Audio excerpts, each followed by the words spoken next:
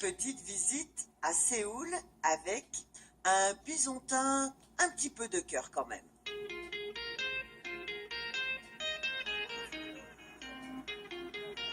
Qu'on ne s'y trompe pas, ce gmok n'est pas guide touristique. Et si nous lui avons donné rendez-vous pour qu'il nous donne un aperçu de sa ville, c'est parce qu'il a vécu près de 8 ans à Besançon.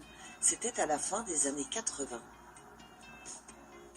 Quand je suis arrivé à Besançon pour la première fois, c'était déjà la différence du bâtiment entre deux pays. J'avais seulement 25 ans. Donc avant, j'ai vécu toute ma vie à Séoul. Je n'avais aucune expérience sur la culture occidentale, du tout. Donc, ça m'a beaucoup surpris.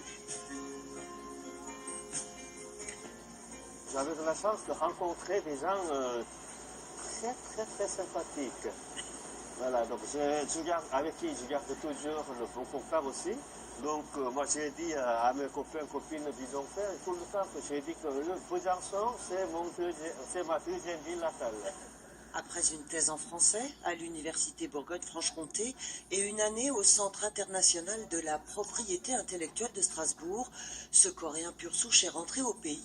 Mais les souvenirs gustatifs en particulier sont intacts. Il m'a fallu 3 ans pour commencer à manger du comté.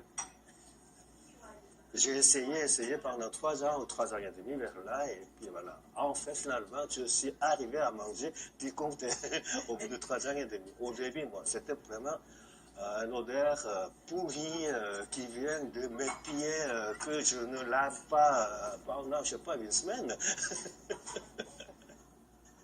En guise de balade digestive, ce gmok nous emmène au palais de Gyeongbok. Au lieu touristique, les Jeux Olympiques semblent très loin.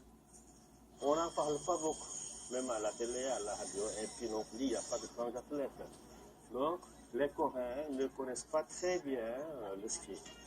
Ça devrait changer avec les JO, pour l'alpin au moins, car ici, le ski nordique, personne ne connaît, pour l'instant.